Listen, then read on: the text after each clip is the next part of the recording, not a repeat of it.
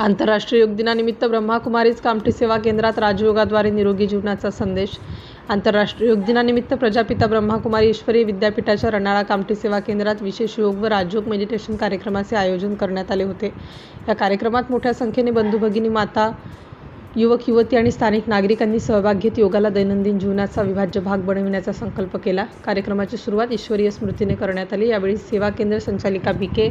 प्रेमलता दीदी यांनी सांगितले की योग हे केवळ शरीर निरोगी ठेवण्याचे माध्यम नसून मन, बुद्धी आणि संस्कारांना सशक्त बनवण्याची सर्वोत्तम पद्धत आहे. राजयोगाच्या नियमित सरावामुळे तणाव, चिंता आणि नकारात्मक विचारांपासून मुक्ती मिळते. तसेच व्यक्ती शारीरिक, मानसिक, सामाजिक आणि आध्यात्मिकदृष्ट्या सक्षम बनते. राजयोग मेडिटेशनमुळे मनाची सकारात्मक ऊर्जा वाढते आणि मन अधिक संयमी व संतुलित बनते.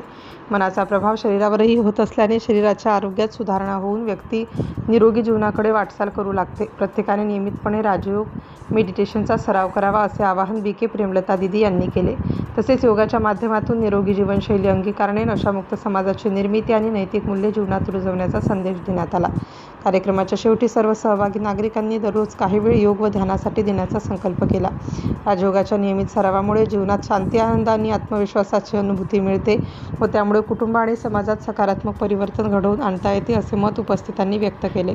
सिटी इंडिया न्यूजसाठी कामठी तालुका प्रतिनिधी दिलीप मेश्राम.